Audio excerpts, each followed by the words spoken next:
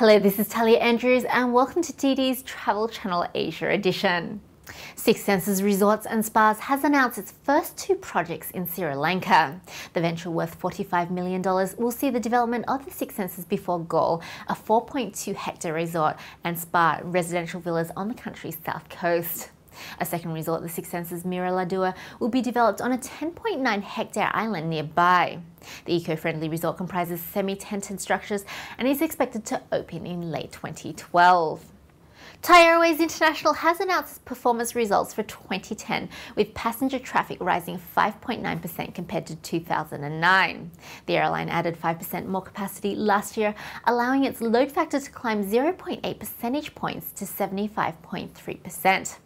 The result marks a strong performance for the national carrier in spite of the political violence that hit Bangkok last year, which caused a significant drop in arrivals to Thailand during April and May. In other news, the International Air Transport Association has announced its plans for the Vietnamese aviation industry, identifying 3 areas of focus for development in the country.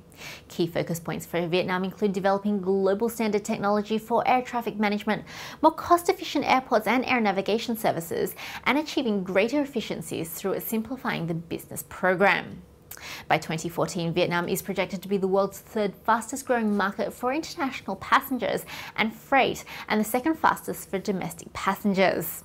But IATA boss Giovanni Bassani said it's a future that cannot be taken for granted.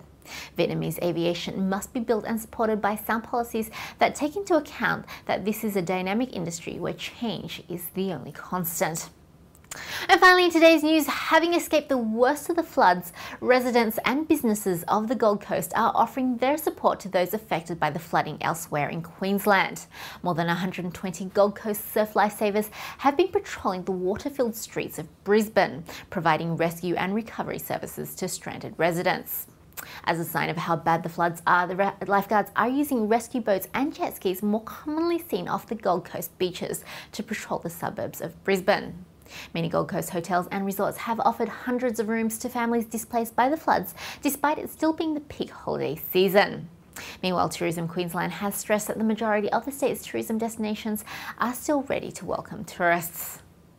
And that's it for today. Thanks for joining us, and we'll see you again tomorrow.